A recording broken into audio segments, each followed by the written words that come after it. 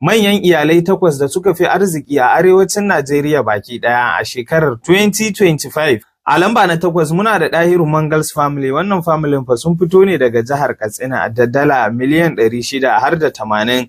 Idan ka juya dalolin nan zuwa naira akalla za su baka naira tiriliyan 1 har da ɗigo 2. A lamba na 7 fa muna da Sani Bello's family. Wannan familin fa tana a jihar Neja da dala miliyan 700 har da 50.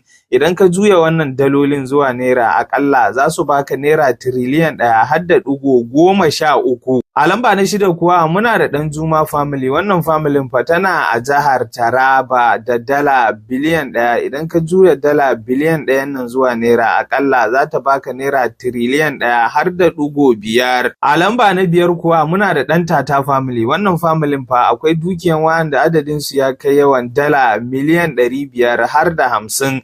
Idan ka juya dalolin nan zuwa naira akalla za su baka naira tiriliyan 1 har da ɗigo 44. Wannan familin sun fito ne daga jihar Kano. A lamba na 4 kuwa muna da Indimi family. Wannan familin fa sun fito ne daga jihar Borno da dala biliyan 1 har da ɗigo 3. Idan ka juya su zuwa naira kuwa za su baka naira tiriliyan 1 har da ɗigo 95. Kana a lamba na 3 muna da Atiku Abubakar family da dala biliyan 1 har da ɗigo 4. Idan ka juya su zuwa naira akalla za su baka naira tiriliyan 2 har da ɗigo 1.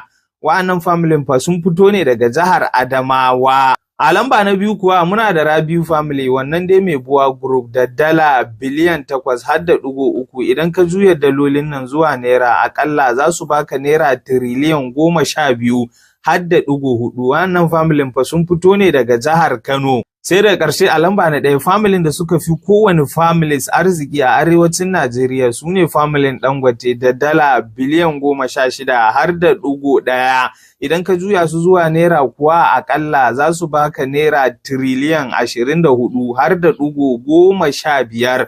Wannan familin fa sun fito ne su ma haka zalika daga jihar Kano.